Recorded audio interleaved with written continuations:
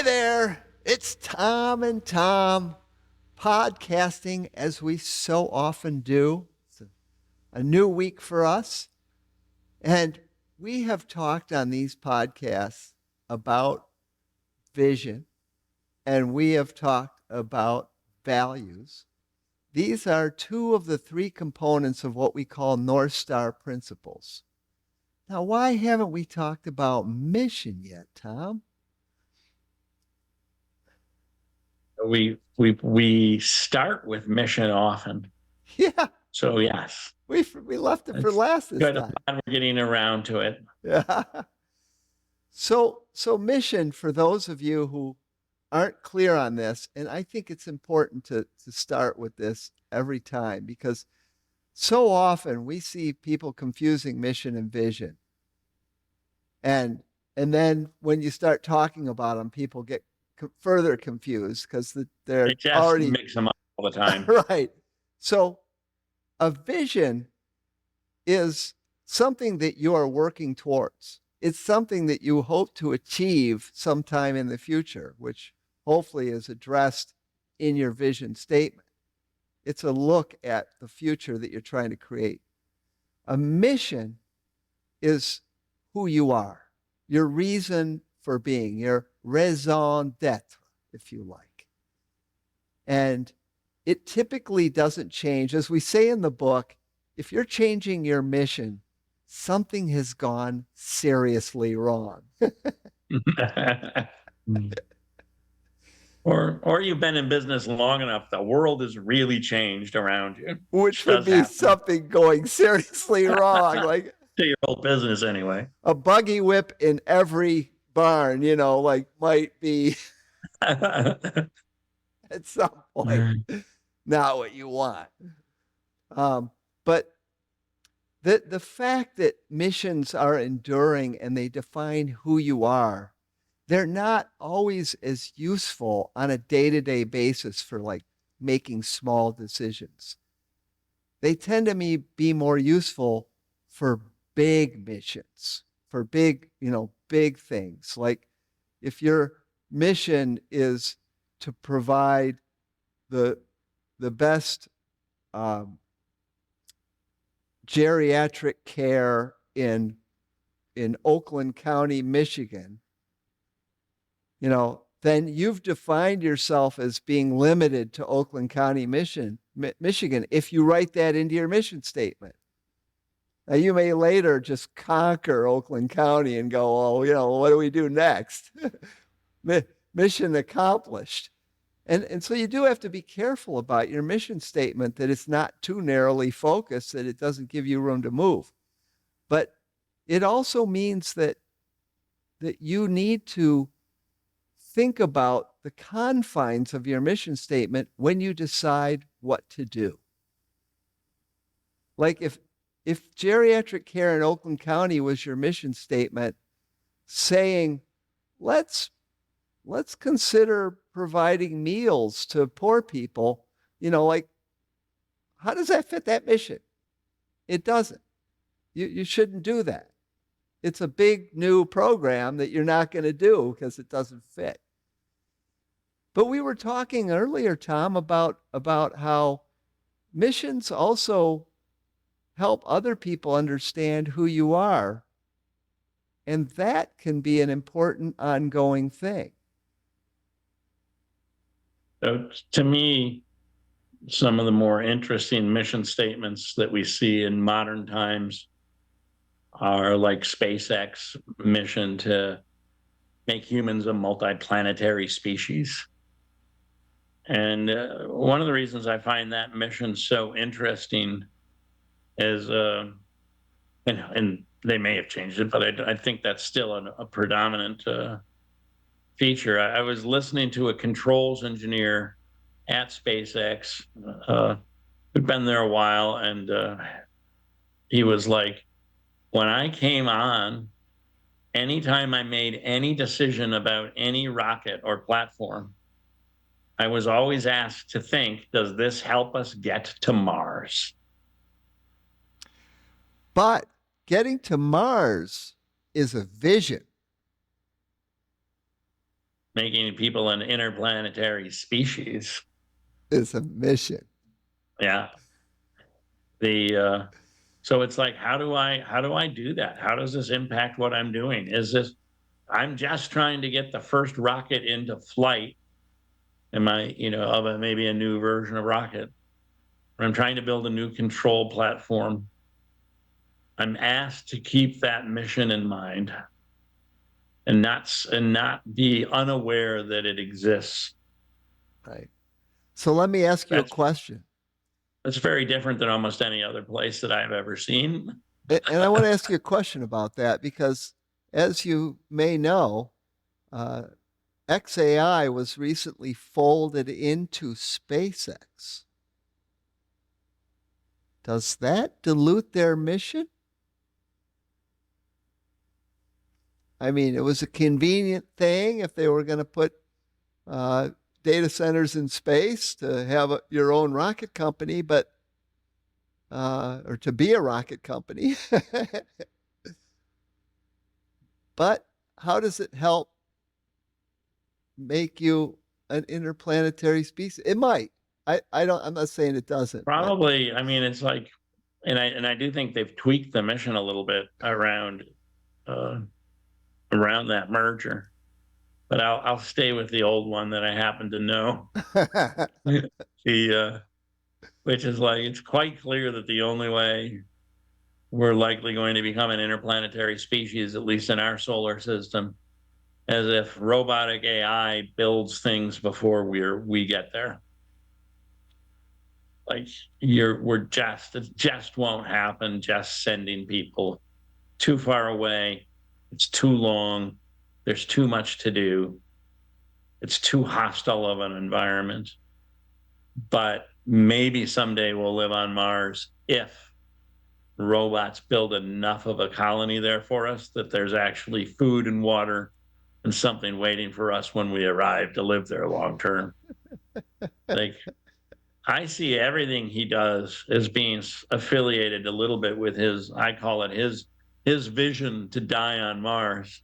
Even the Boring Company, where are you most likely going to dig for resources on Mars that will be valuable? It's going to be mining. And as you're mining, what are you going to do in that space? You're going to live there right. because Yeah, it's living safe below and ground secure. is the only thing that makes sense when you have no atmosphere. It's a lot easier to seal it off.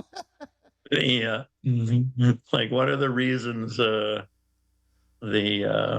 Neuralink stuff is ability to interact with and control robotics while you're on Mars, where it becomes more important. Clearly, getting the cost of getting cargo into space. It's like he's literally reducing the cost of getting cargo into space by at least 3 orders of magnitude. You wouldn't normally do that except you had a mission that was so much bigger than getting cargo into space. You'd normally just be happy to charge 3 times more, like everyone else does, Right. to Whatever the get cargo into space. It's $10,000 a pound. That's just what it is, and he's trying to get it down to like $10 a pound. That's not a little change. It's 3 orders of magnitude. Why? The only reason you do that is because you have a bigger mission in mind. Yeah. Otherwise, you're not going to ask the hard questions. Is the government's willing to pay whatever you're charging? Yeah.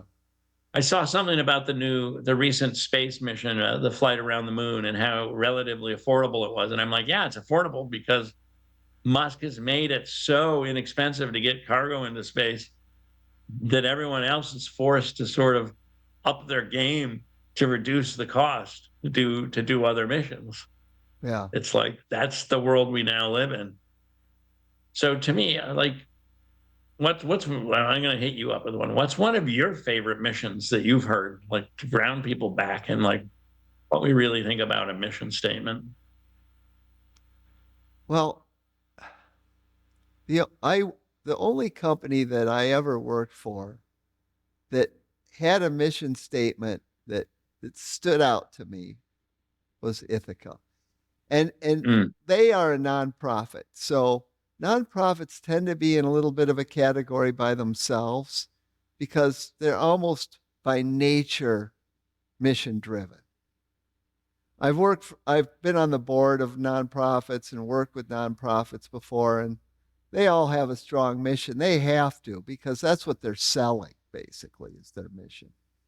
But Ithaca was the only company I've ever worked for where, although it was a nonprofit, they were revenue driven. They didn't survive on donations. They earned the money that they got, and so they had customers. They weren't allowed to call them customers because they were nonprofit. They were subscribers. But their mission statement was to spread knowledge.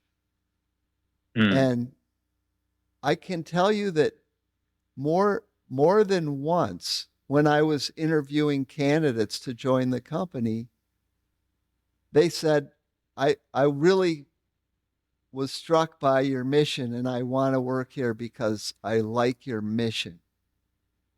Yeah.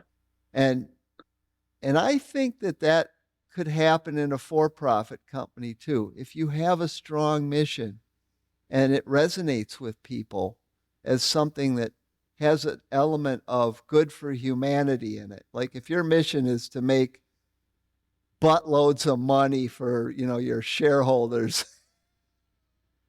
good luck attracting the best and brightest, because they just won't resonate with that. But, if you have, like Musk, using the Musk example, in a way, there's some commonality there with the Ithaca mission, because making people an interplanetary species is a cool mission. Yeah. And I guarantee you there are people there because they want to be part of that. If I wanted to work that hard, I'd love to be there and be part of that, right? That's pretty cool. You just don't want to sleep on the floor. I don't want to. I'm past that age. Google's mission was, if I recall correctly, was something like to organize the world's information. Yeah. And, when you're paying attention to LLMs and some of the biggest, most important papers that came out that made LLMs possible, it came out of Google's research lab. Sure. And man, talk about it still being on mission. Yes. They organized my information, I will tell you right now. It's like, and Musk's mission for Tesla, at least in the early days, and again, it may have shifted, but it was to accelerate the adoption of this electric technology. It wasn't what you typically see, which was, I want to be the biggest auto manufacturer in the world. Right. I want to be the biggest electronic car manufacturer in the world. It was like, I want to accelerate the adoption of this technology because I think it's important for the world. Yeah. That we move to electrical energy. Yeah. So I think he does mission well, which may be why he may be one of the most wealthy people on the planet from things he's built from the ground up.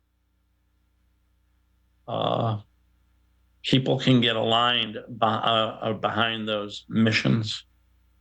And I think it's really powerful. And my counterexample is, when is that a problem? And I was watching the recent movie edition or TV series of Moby Dick. And in Moby Dick, the sailing ship is leaving out of Nantucket and sailing around the world to hunt sperm whales, because you take the spermaceti out of them and you can sell it for perfumes and other purposes when you hunted a whale back in the 1800s. And everyone knew that the mission of the ship was to hunt whale, come back and have a successful, profitable voyage for the investors and for the crew. Somewhere along the line in the book, which I've read 2 or 3 times, and in the wonderful movie version that was done sometime this century, Ahab steals the mission. And I really like the movie version because it shows him as actually being a good leader and a good coach, and I'm very manipulative. And he stole the mission from being profitable whaling voyage Our mission is to kill Moby Dick. Right. It's like, And I know it became the whole mission, not just along the way of doing these other things. We're also going to hunt the white whale. It's like he was willing to die, have the ship go down, lose all the cargo and lose all the men and lose his own life in order to kill Moby Dick. that's not just a vision. Which made me go, hey, if your team is highly aligned, you should be a little nervous, maybe. And I'm like, double check. Because you might have a leader, and there's other business stories I won't go into on this one, but there's other business stories where we've seen the mission get hijacked by a charismatic leader. And everybody on that ship died in Moby Dick. With the exception of Ishmael, one survivor, the guy who was the observer more than he was in the mission, Right. the one who wrote the story. Yeah. So it's like powerful personalities can take over that mission, and you want to watch for it. And we see it all the time. Yeah. Often when a business sells, and they pretend they have the old mission, but in fact, the new private equity firm has a very different mission. Yeah. Well, I hope that people take this to heart. If you work in a company and you don't know your mission statement, you know what it is, look it up. Is it a good one? Do you want to work there because of it? The customers want to buy from you because of it? If not, maybe there's opportunity for improvement there. If you're a startup founder, what's your mission? What's your real mission? Not, I want to have an IPO and make $100 million. Yeah. And what's your real mission? In fact, why are you there? Why do people show up? I just started, or I'm in the midst of starting a new company, and it's centers around an app that I've built, and the AI that helped me build it came up with what I think is a great mission statement. It's 4 words, and I'm thinking of keeping it. It's right on the app, and it put it there by itself, and I thought, that's brilliant. It's 2 sentences, 2 words each. Meet up, do things. That's the mission. So, like, if you want to meet up and do things, we got you. I don't meet up, do things.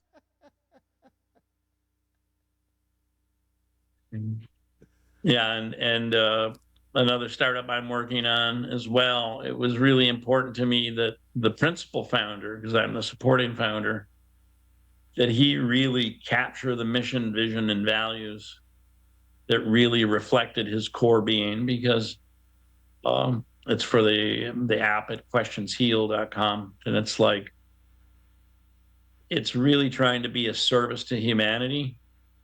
And I really wanted it to reflect his heart and his spirit in doing that. Like, not just the mission, but also the vision and the values. It's like, tie into that, in the world full of AI, man, tie into that human piece of yourself. Yeah. And uncover and discover these things. Yeah. Great topic. Yeah. What's your mission? Do you have a startup? And if you do, we'd love you to put your mission statement in our comments. And what else should they do while they're down there, Tom? While you're down there, there's a button you can press, the subscribe button. If you press that button, it helps you see more of these videos, helps other people see them. But most importantly, it makes Tom happy, at least one of the Toms. Hopefully you have both to guess of them. which one. And in the meantime, if you want some help making a better mission statement, a better vision statement, values, get your startup culture running smoothly and ready for growth, reach out to us at beintentional.biz. And until next time, this is Tom. Until next time, thanks. This is Tom. And we're out of here. Bye. Bye.